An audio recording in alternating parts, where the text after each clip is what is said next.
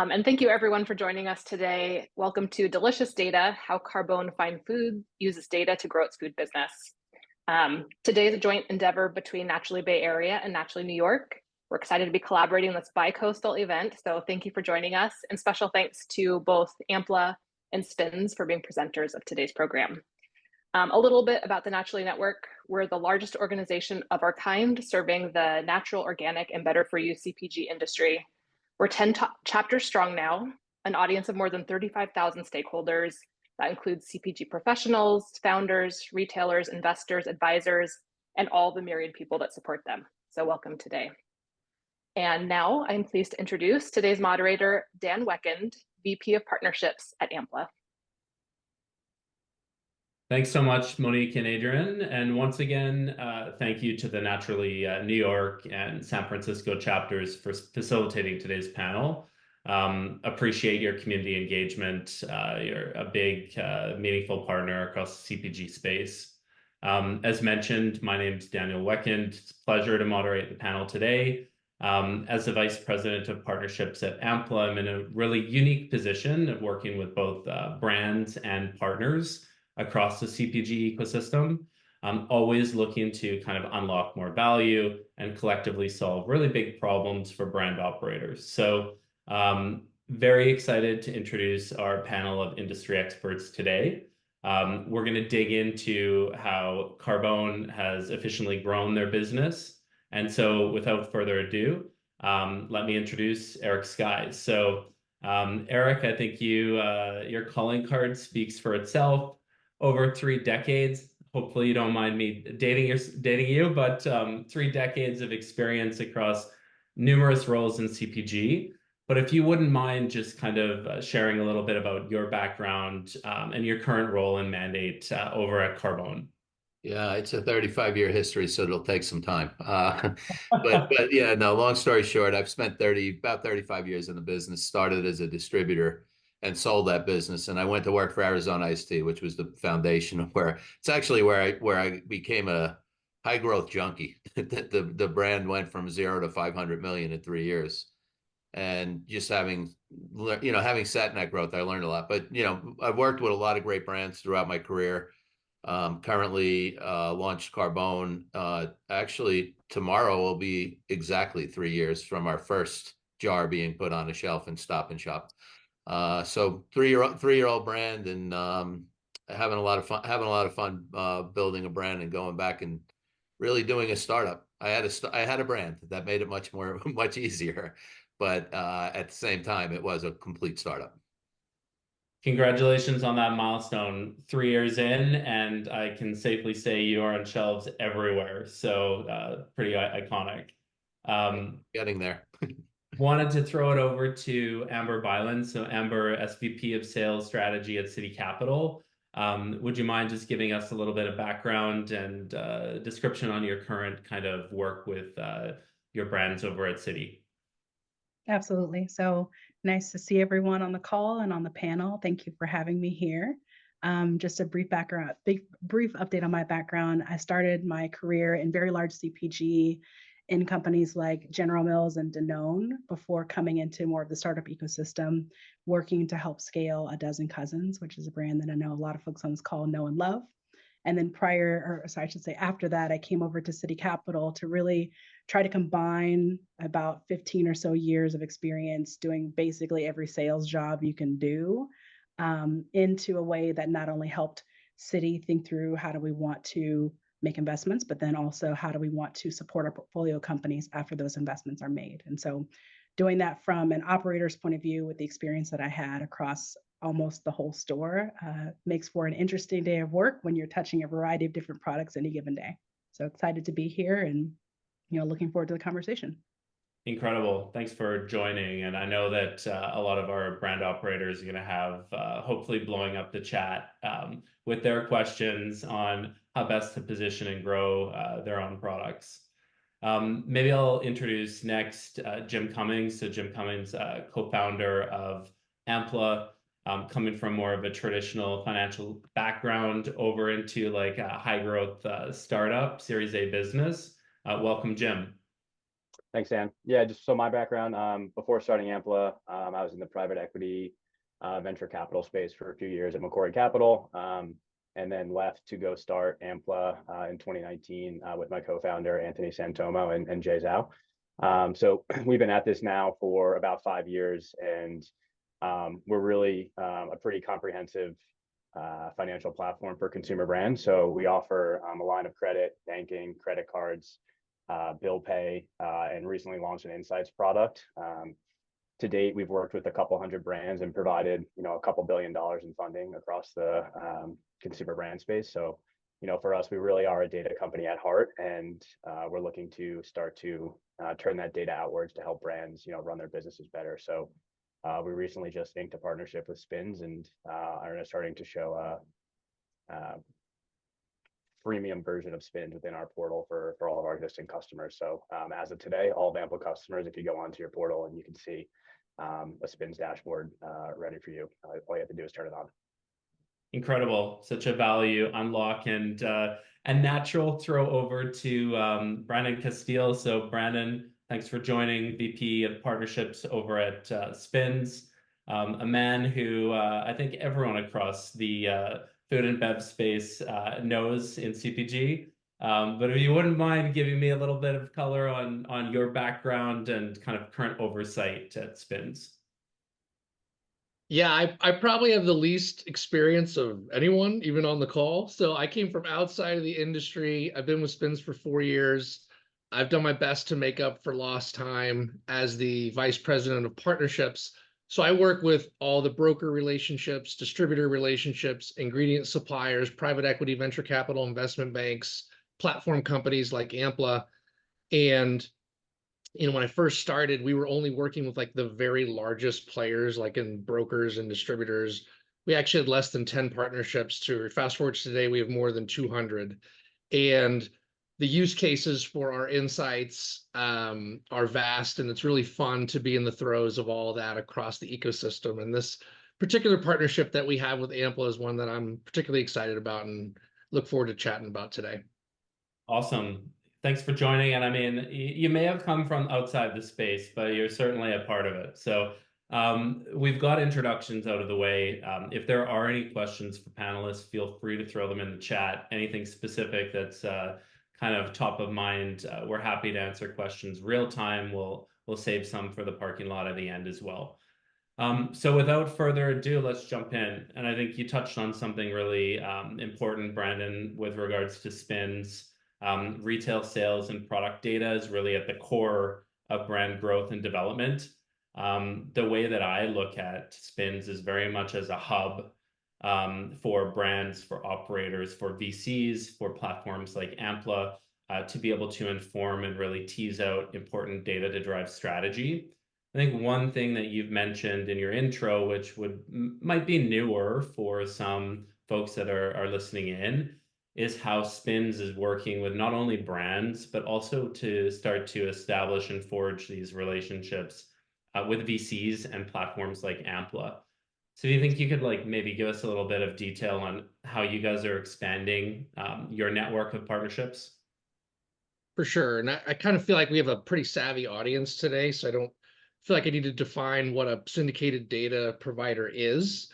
But at Spins, we feel like our core competency, like our point of differentiation, is actually all the information that is additive to the sales data. And so, we obviously are compiling data from hundreds of thousands of grocery stores, brick and mortar grocery stores, and e-commerce marketplaces. But it's this product intelligence. It's like the additional information and attributes that really kind of provide the secret sauce for growth across the ecosystem. So what am I even talking about?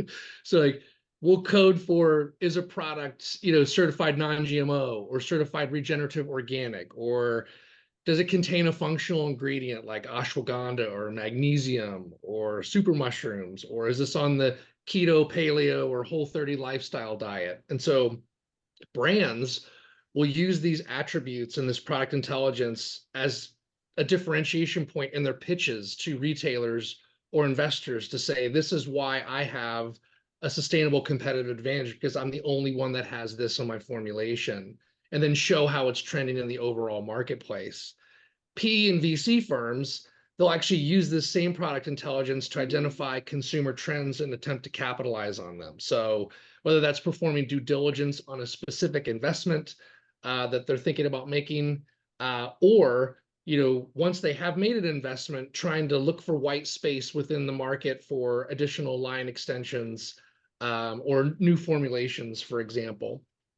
And then platforms like Ampla, they can actually use these same attributes and product intelligence to like develop ideal client profiles over time to say, I want to tie these scaling, growing companies to the root causes for growth powered by these attributes. And then I want to provide more resources and put more energy, for these brands at these critical growth stages. And so what's fun about this is, and this is the key, is if retailers and brands and investors and platform providers, if we're all leveraging the same product intelligence, like there's this peace of mind and confidence, it's like a common language that's like trusted.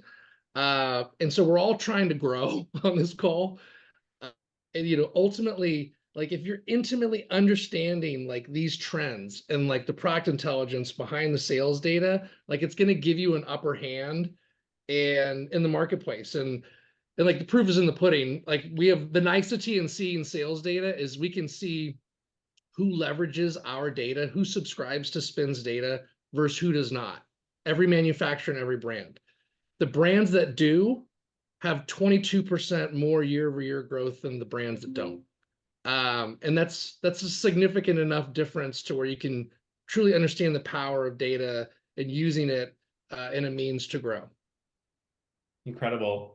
It's nice to see kind of that those analytics and those insights being made more kind of readily available across platforms to be served up to solve some really big problems and steer strategies. So maybe just a question for you, Eric. I know Spins and Carbone like have a deep history, deep working relationship. Maybe if you could give a little insight in how Carbone has leveraged kind of Spin's data in kind of having an absolute runaway brand over the last 3 years and how Spin's data is influencing your growth strategy. Okay. Just because I know there's a lot of earlier stage company here, so I'll kind of start from the beginning of where we use Spins and then kind of moved on. But I see one of my salespeople on here, Chris Wendling. He probably could answer this question 100 times better than me. But the first thing I used Spins for as I launched the brand was to really get understanding of the category again. Like it had been 6 or 7 years since I was at Rayo's. Category changed, so I looked at it from a category standpoint and was amazed to see 683 brands scanning through the register in the pasta sauce category. It's a big category, and I needed to understand that category. And then I used Spins and they've already got the category subsegmented for me. That said, I subsegment in my own way and I break it down, by brand, and I look at brands from, what I call the value brands, and then you've got the specialty brands, and then you've got the super premium brands. So kind of was able to break down that data and understand where the white space was, and that's what gave me the conviction to go out with Carbone, because I saw white space in that super premium area and wouldn't have it I'd not been able to, look at Spins. I used Spins. After that, the next thing I used Spins for was to go out and build a data story. They have that natural enhanced channel where you can go out and, even if you keep it tight, you can go out and you can build a data story that you can go out and tell to other retailers. And I was able to do that pretty quickly. And, I was able to scale faster in the natural specialty or in the natural enhanced channel than I was in conventional. And I was able to use that data when talking to other retailers.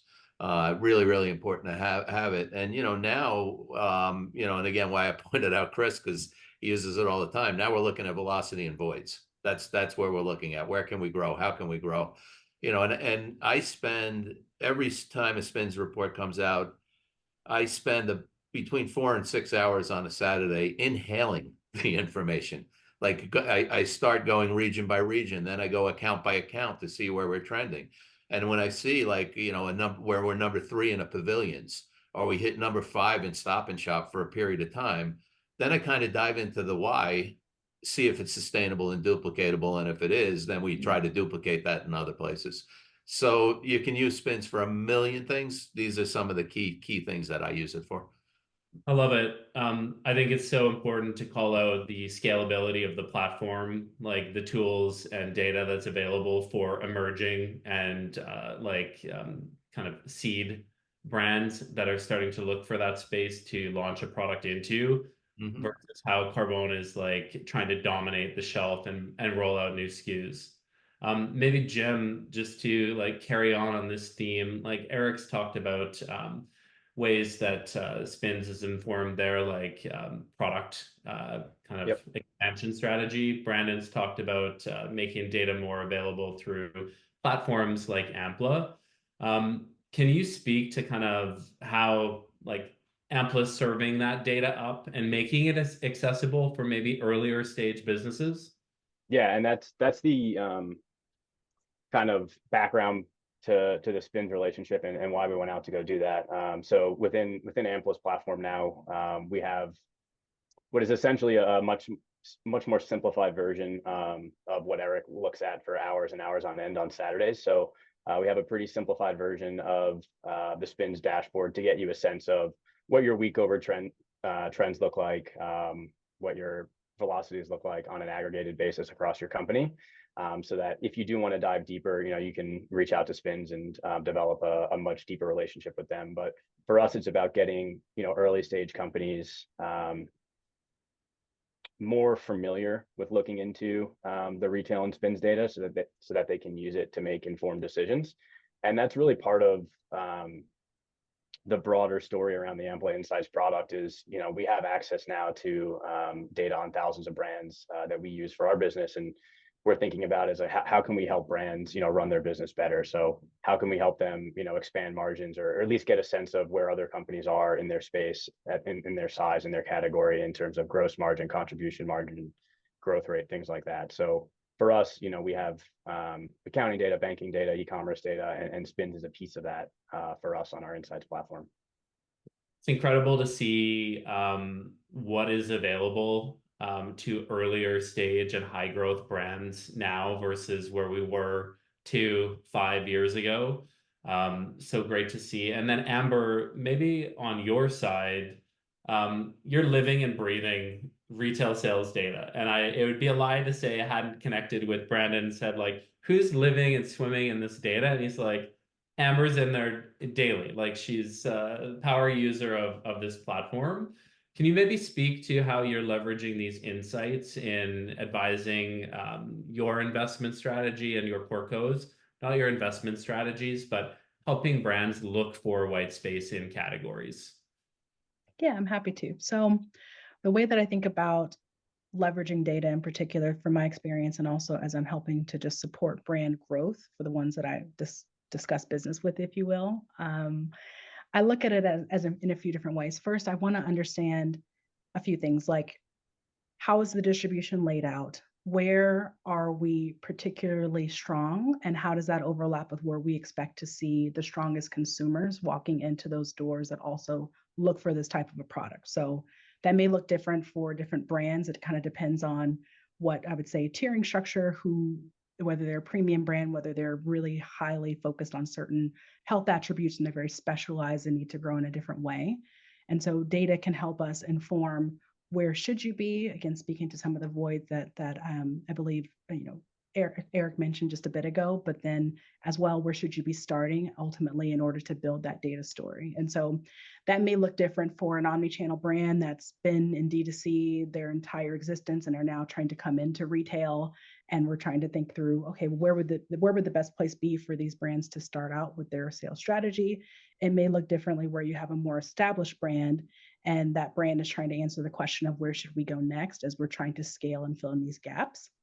I would say even beyond that, as there have been ways of going out into the market in the past that may be different than how folks are thinking about going to the market today, you may have typically gone and been in a lot of different places, but maybe not as much depth either through your best-selling items or for your portfolio as a whole. And so how do you go back and ensure that you've got the right base and foundation and are doing the right things in order to ultimately continue to scale that base from a velocity standpoint, rather than growing purely on the backs of expanding your distribution and your TDPs. And so, if you have never done this before, you tend to only hear when you come in this industry about doors, doors, doors. And I think doors are important, but the right doors are more important than a lot of doors, from my perspective. And so I think that's going to be more common across most brands. Obviously, there's exceptions to the rule where you just have explosive growth like Carbone and others where, hey, it makes sense. You belong everywhere, go get it. But for most brands, and I would gather from most brands that are here on this call, it's also about like thinking through strategically, how do I make sure I'm setting myself up for success beyond this first reset? And you can use data to ensure that you're at least going after the right ones, and then at least making an informed decision on who do I wait for, or who do I go ahead and make an exception and try to go ahead and get in now because the opportunity is right. Some incredible insights there. Maybe just to like on that theme of doors, doors, doors. And you called it, I think the last kind of 5 years, especially, we've seen a lot of earlier brands launch in like a DTC e-commerce only model. That's a great start, but brands want to scale. They want to go more omni-channel. So maybe, Eric, we could unpack, like Carbone's made a significant investment in jumping from a very kind of iconic chef restaurant experience, brick and mortar, to establish yourselves on shelves. That retail jump is a huge investment. Can you give us, understanding the audience here, we've got like startups to established founders dialing in. Can you give us an example of your kind of top 3? Like, you've been in the industry for long enough, what to like jumping into retail, what to watch out for, what are those trade-offs? And where are the landmines to avoid? And maybe if you could just kind of tease out there, we're proud to call you a partner of Ampla for financing, but understanding how you're using kind of Ampla and maybe spins to manage some of that risk. Yeah, so I mean, look, even when I launched Carbone and everybody sees it in a lot of places, when I wrote the initial business plan, my mentality is always inch wide, mile deep, get really strong somewhere. So I wrote the plan to launch the Northeast. Because the brand had a lot of legs, it expanded much quicker than I intended. I intended 18 months in the Northeast without leaving the Northeast. Fortunately, unfortunately, it depends on which way you look at it. I'm 60 years old and didn't think I'd do a startup again. It scaled faster, which caused me to be on a plane constantly. That said, I'm happy with the growth, but the first thing I would do for any startup brand is really build that data story. I'd much rather see 10 units a week coming out of one store than 1 unit a week coming out of 10. You have to have that velocity story. Secondly, you have to understand your math. I've heard a lot of people, I've been guilty of it myself in the past, say, I'll make up the margin when we scale. You won't, unless you can tell me that at this price, you're going to get a price break on glass. And at this volume, you're going to get a price break on lids. I promise you won't make up the margin in volume. So you got to be, kind of hyper focused on, do I have the margin to be in this business? It's really that it's a question that you have to ask yourself day in and day out, because you're not going to make it up on velocity or volume. Trust me, this price breaks. I know everywhere I get a price break and I can intimately discuss it, but even a brand like Carbone, I started with a manufacturing margin that I was really happy with, and the supply chain fell apart, and it got to a point where I was at a margin I was unhappy with, and I had to fight to get that margin back. So margin is key, because there's something I call the WIIFM, the what's in it for me. And when you scale into retail, your retailer wants slotting, your brokers need to be paid, your salespeople need to be paid, and at the end of the day, you gotta attract a consumer somehow. That all costs money, and you've got to make sure that you have that money. And if you scale the way I did, if you don't have a partner like Ampla to help you with that inventory and receivable financing, you're in trouble. So Ampla has been a big help when it comes to that, to help get me through this growth. Without Ampla, I would have not been able to execute my fourth quarter last year. I needed it. It was in place. They were great partners to help me get me through that fourth quarter. And like it's great having a partner like that. So, you know, that's the other thing, is make sure that along the way, as you start seeing a little growth, make sure you're talking to the partners, even if you're not ready for Ampla yet. Talk to them now, because when you are ready for them, that their due diligence time frame will be much quicker if they know who you are leading up to that. So I hope that answered the question. I feel like there's a like Real Talk with Eric Sky podcast I love in it. the I love here. it. I mean, it's there's pure gold coming out of here today. Maybe just Jim, like Yeah, Eric. and Eric I can spoke. yeah, I can take a little bit on that as well. And you know, Eric and team have been great to work with, and you know, him talking about margin is, you know, music to my ears, and it makes our job at Ampla a lot easier when, you know, you are focused on margins, you are focused on, you know, pushing your retailers to pay on time, being on top of your trade spend, things like that. Because you know, for us, you know, looking at your business from a credit perspective in terms of the growth line of credit, you know, it's really important for us to understand, you know, the working capital cycles of your business. And you know, if you as an operator don't understand it, it's, you know, and you're in it day to day, it's going to be very difficult for a third party to come in and help you understand it. So, you know, for us, you know, when we look at businesses, gross margin, contribution margin are two of the biggest, you know, things that we look at for consumer brands. Incredible. Also, like Amber, when you're like from the city lens and the way that you're working with portcos, like I'm super curious to understand the lens you're taking to evaluate businesses, and maybe the top 3 metrics that you're laser focused on with these brands. Yeah, when I think about a brand and how I want to measure the health, at least depending on what stage it's in, though regardless of which stage it's in, it still applies.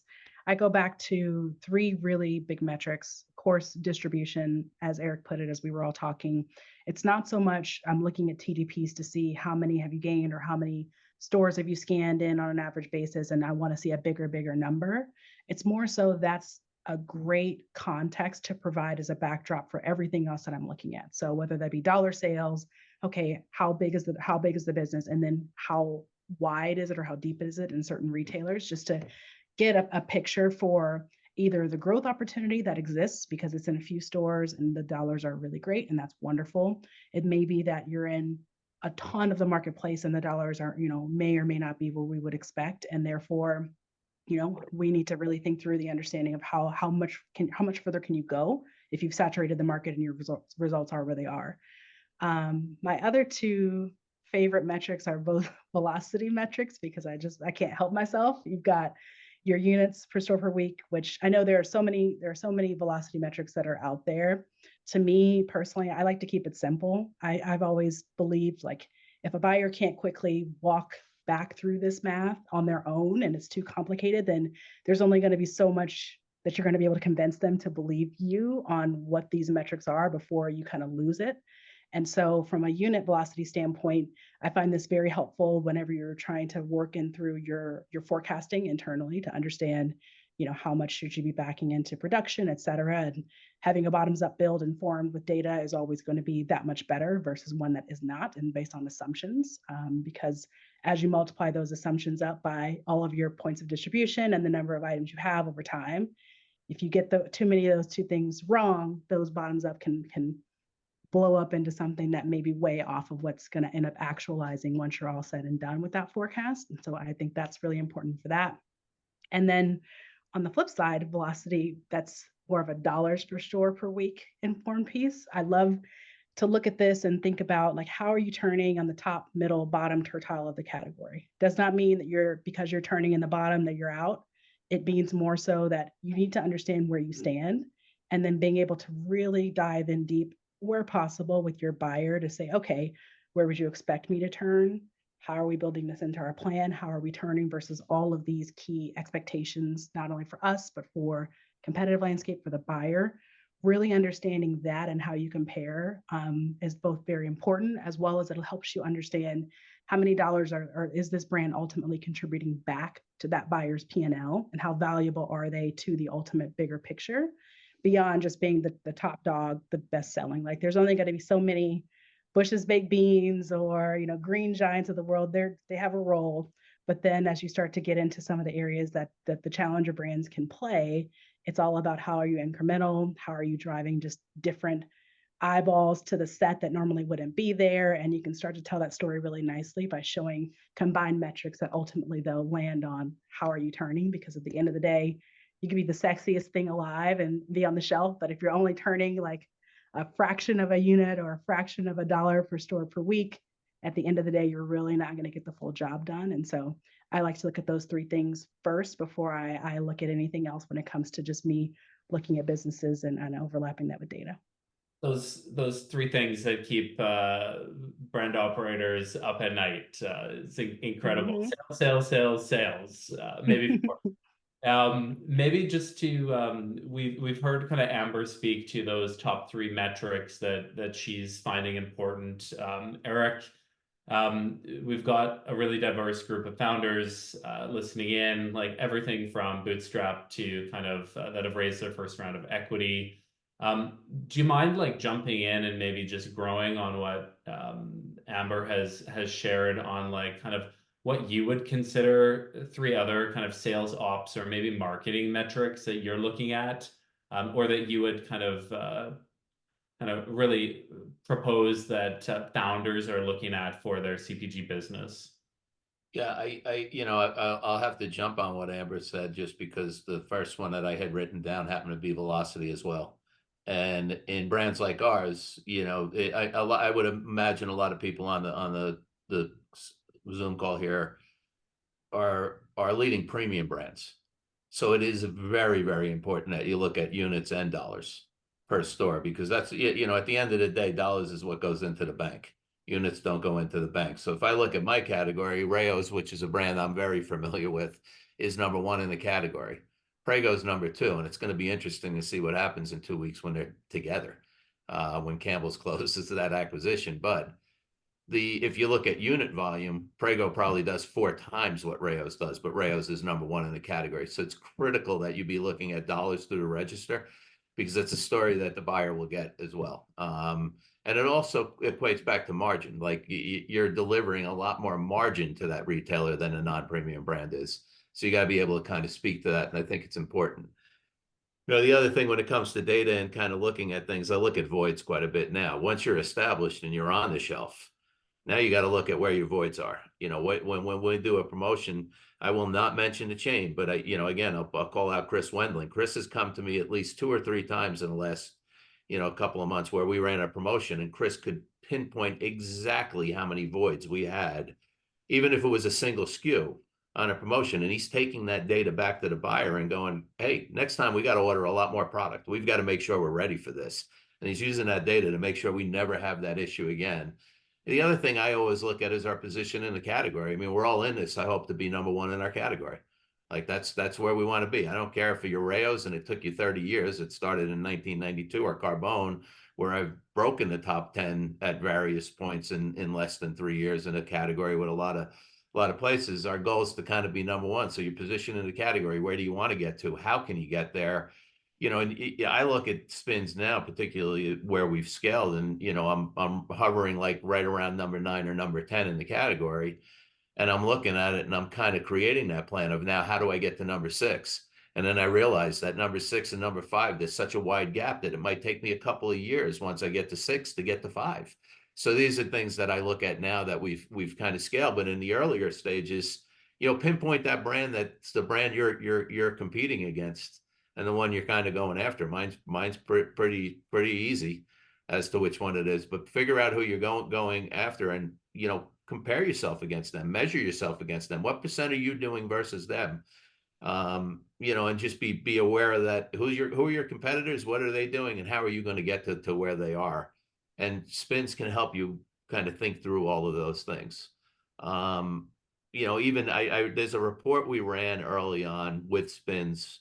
I mean, you got to understand at this point, like I'm so in with spins. We have a part-time analyst there that crunches data for us. We have a lot of things going with spins now, but in the early stages, we didn't have that, but they were great partners and helped develop a relationship. And they suggested a report that I bought that showed that with the amount of space that we were given on the shelves, we were driving 8 times the category growth that we should have been.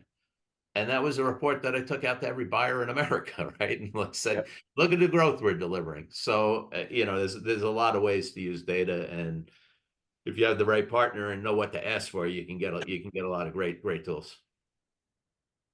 Unreal. And I think that carrying cost and spend analyst that you called out is a big impact for a lot of kind of high growth brands. Maybe just a question for you, Brandon. I think Amber, Jim, Eric, everyone's touched on this, that like operators are looking to like sell. They need to likely get their products on more shelves, and those need to be the right store shelves. I think that's a big theme that we're hearing. It doesn't matter how wide you are, you need to be laser focused on performance. Can you kind of give us a little bit of insights in the way that Spins is making kind of your data more accessible to earlier stage brands? Yeah, for sure. And just hearing Eric talk, it's exciting, because I just out of curiosity went and looked in my app on my phone. Carbone's at 32 million in track sales and up 81% year over year in growth, which is just phenomenal growth in a short period of time. So it gets me excited thinking about who else is on this call that could have that same trajectory by partnering with the right partners and having the right strategies and go to market, because we see this all the time where a brand comes from nothing to a very, very significant top 10 player in a very short period of time. So it's fun to see these real life examples and interact with these individuals as well. But back to your question, Dan, there's a couple different ways that are new that I don't think anybody on this call has probably heard of before, on how data can be accessible to you like this that you didn't know about. So number one, Jim made reference to it at the beginning, this freemium partnership that we're having with Ampla. I've never done anything like this before from the partnership side of things. This is very, very brand new, where we're actually embedding Spin's insights and product intelligence in Ampla's platform. So as a benefit to you being an Ampla client, you will have access to certain measures and product intelligence complementary through Spins. And a lot of these measures are the measures that Amber's been mentioning, as critical ones that she likes to look at. And so I'm positive of the value that's going to come forth as a result of that. Now, a lot of you might be saying, okay, what if I don't have track sales within the world of Spins? And a lot of you might be at that place. You're less than a year in. You don't have any major distribution in brick and mortar. A lot of your business is D2C. And we actually are launching a program in correlation with Expo West called Spins Ignite. It is a series of free pieces of information, for you, regardless of whether you have track sales or not. So for example, it'll show category and subcategory growth against the department as a whole. It'll show top attributes that are growing in your subcategory. So like this is what I was talking about, this product intelligence. I saw an example earlier this week for wellness bars and gels, for example. The number one attribute that's driving growth is if it's a non-GMO item. The number two is if it's vegan. Number three is if it contains superfood as an ingredient. So these are things that can be super helpful for you. If you're an early brand and you're thinking about potential formulation changes or extensions into other areas and other parts of the store. And then it also will show what retailers are growing the most in that particular subcategory. So some of them might be totally on your radar, but there could be others that aren't. And it can be very helpful as a beacon to say, I gotta get some resources in place to get that relationship or those conversations going, because they clearly have a belief in that product line or those series of products. And I know that growth is occurring there in my particular category. But some of you might be saying, And this is the most common objection that I hear at Spins in my 4 years is, I get it. I understand the value proposition. It's expensive. The data is expensive and I can't afford it at where I am right now until I get more funding. And it's totally understandable. But when I have these conversations, a lot of people believe that the price point and entry point for getting the things that they really want to understand, which is what is a total deep dive on competitive data. I want retailer specific data that I can see the competitive breakdown on. What Eric mentioned, the analyst hours.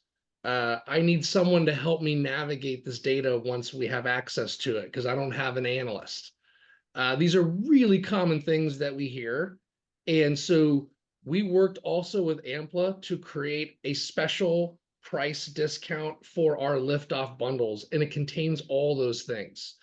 So if you think that leveraging data is too expensive, you might be pleasantly surprised to hear about the bundles that we've created with pre-done pricing with Ampla that contains these things like competitive data, retailer-specific data, and analyst hours called our Lift-Up bundles. So, you know, we're trying to drive value through a number of different vehicles. And for some of you that aren't in the place where you can make an investment, we want to provide some value, and we're starting to do that. And for those of you that are at that tipping point where you're saying, I need to start leveraging data, and we normally see that between 1 million and 2 million in track sales in our data lake. Once you hit that point, it's usually the crossroads for you to start leveraging data for certain. Now we have the ability through this pre-discounted program with Ampla to provide an easy entry point for you to start leveraging it in a significant way.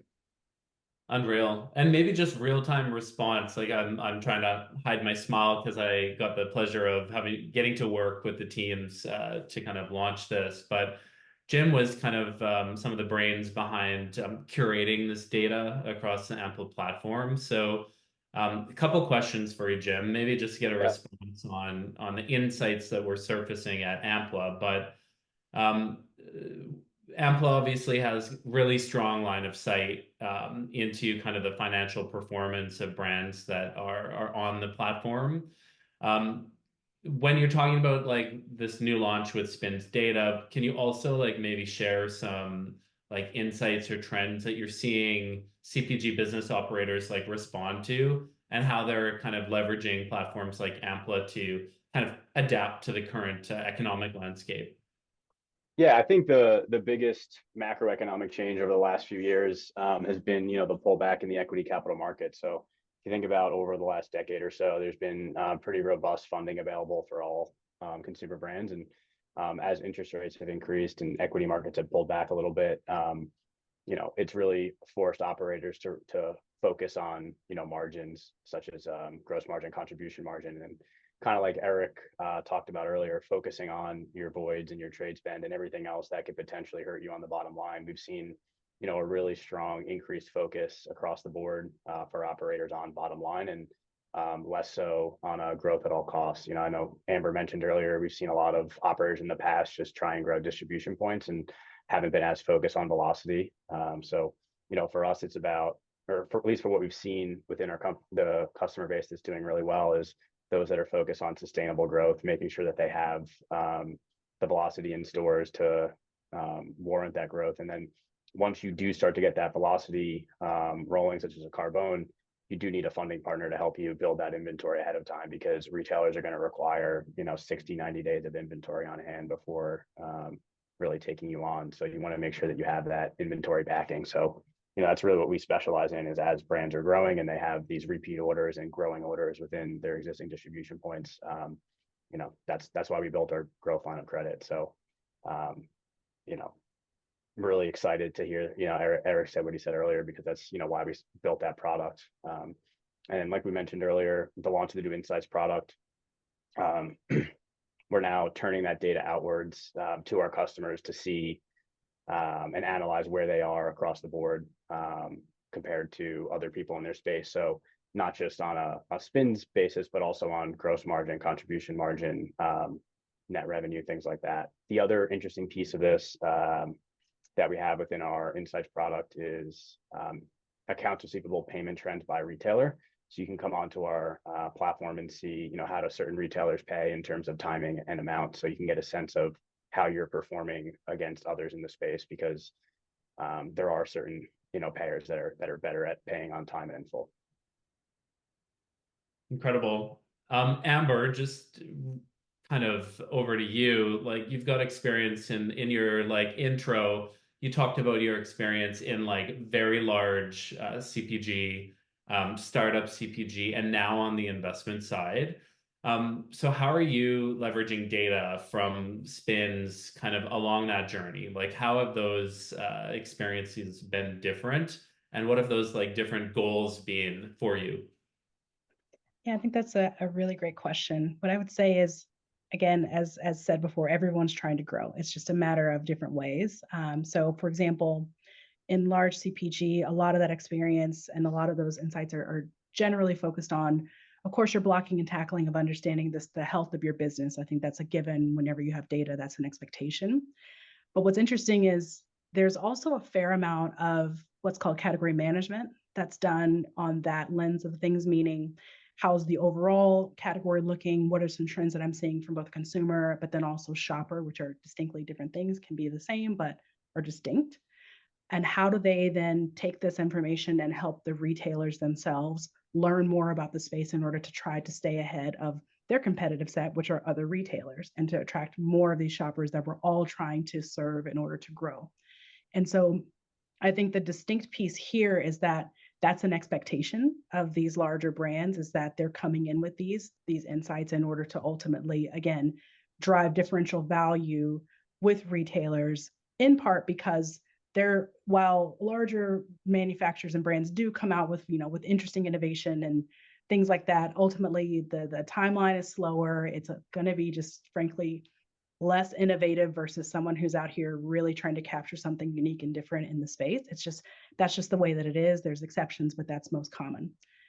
You go into more of like the space that we're playing in here, where it's more of a startup lens. And frankly, in the beginning, as mentioned, there's less expectation from the retailers that I've seen, that you bring data that's specific to, say, a spins platform or something similar versus, okay, tell me about your Amazon, tell me about your traffic. However, those that differentiate themselves by bringing in data have just that much more of a surprise and delight and informed conversation beyond just, I believe in my heart because my mom loves this product, this is going to be the best thing ever.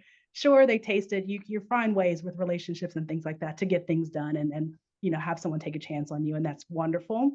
But being able to grow in the space and really make your mark by leveraging data and then repeating by learning what's working well and then taking that and then taking it on the road is hugely important, especially when you're in a resource constrained environment, resource being people, resource being time, resource being money, all of which none of us seem to have enough of in this world, no matter what you have.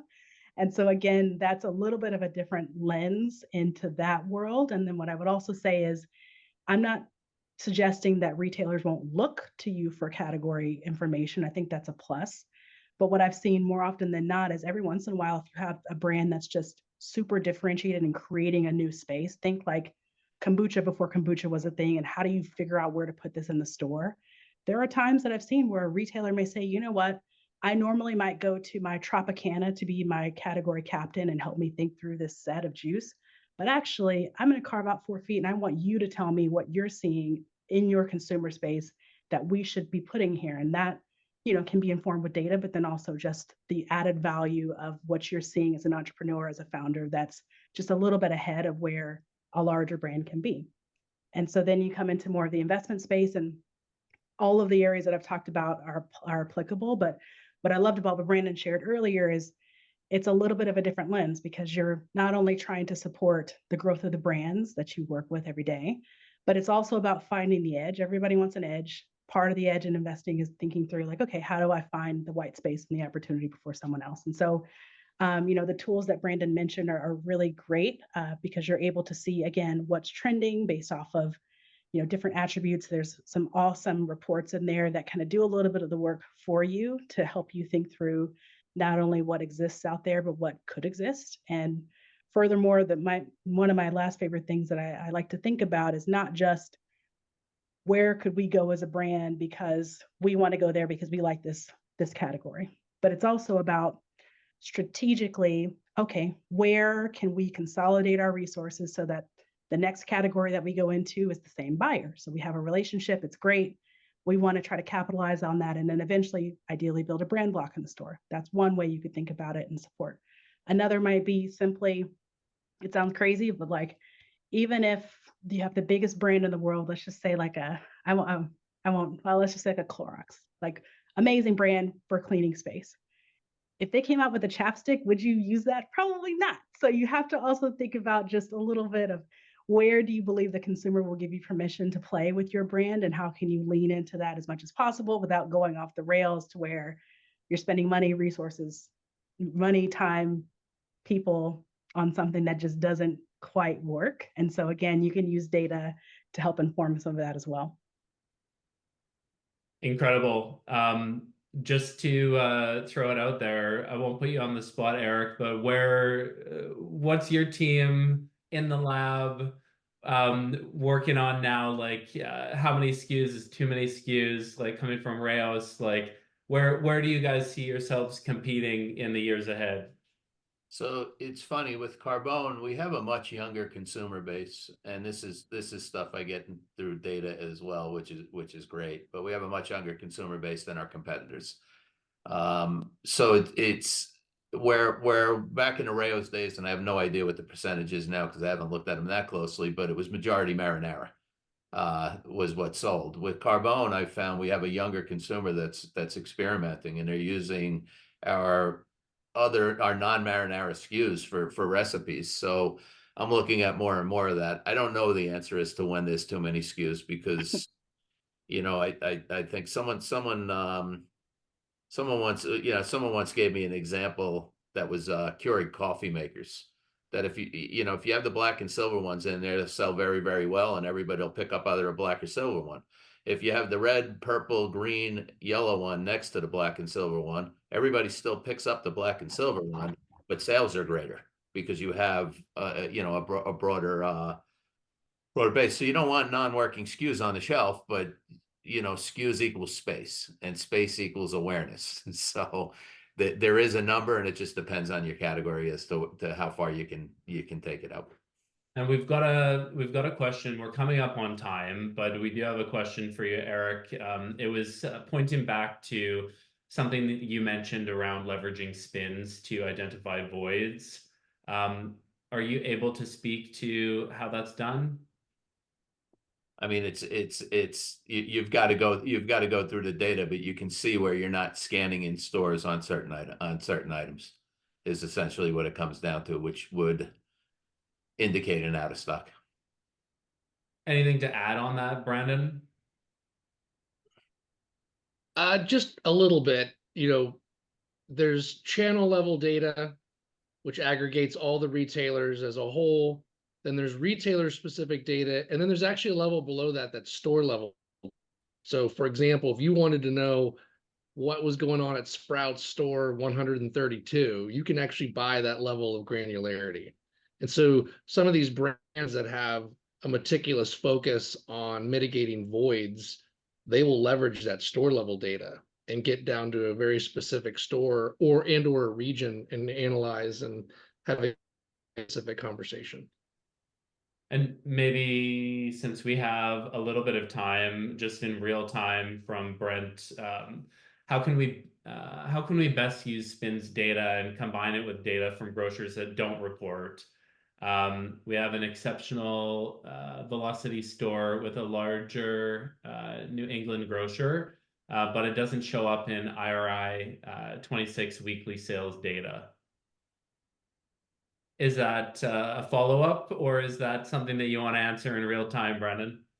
No, I can answer it in real time. I mean, the groundswell of information that we're pulling together and the attributes that we're putting on top of it, it's a decent cross section of the U.S. marketplace, and we can go down to a regional, some cases down to a metro area, to look for specific consumer trends in a more isolated geographic area. But it's just the understanding of looking at different lenses for those consumer preferences and the product intelligence filters. You can still take that story into any retailer, and say there's proof of concept over here. Let's replicate here. There's a lot, like, so for example, we have more and more. The fastest growing part of our partnerships is actually ingredient suppliers. Some people might be surprised to hear that, but when we code for those specific ingredients, they actually use the data to find out which manufacturers and brands use those ingredients and which are the fastest growing ones to establish relationships. And the net result in the ecosystem a lot of times is you as a brand getting cheaper functional ingredients because it becomes a more competitive market for your business. And so, you can look at like a functional ingredient for a perspective and say, hey, we know that in this channel of retailers, none of the formulations on your shelves include this particular functional ingredient, but it's growing at 27% across the entire store.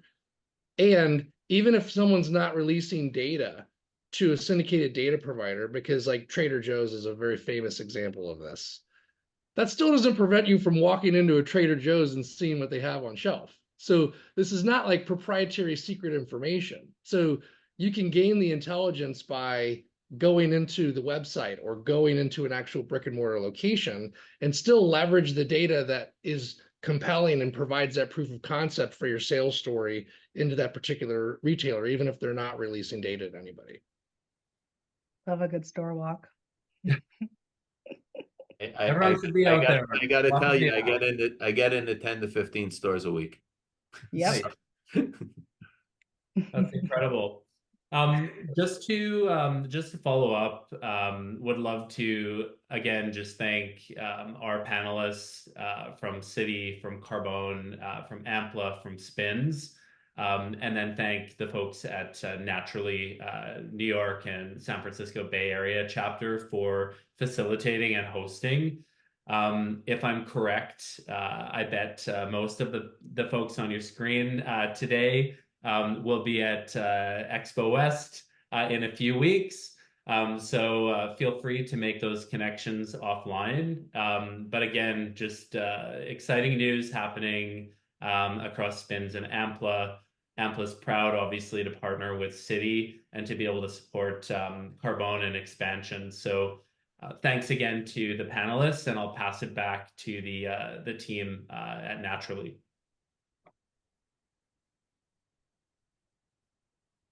Thank you, Dan, and thank you everyone for joining us today. I just dropped a link in the chat about all the activity that Naturally Network is going to be doing around Expo West. We're excited to see everybody there. Thank you so much to our panelists again, and everybody have a lovely day. We're going to send out the recording and the follow-up communication sometime by tomorrow. So you'll see it all coming to your way. Thank you.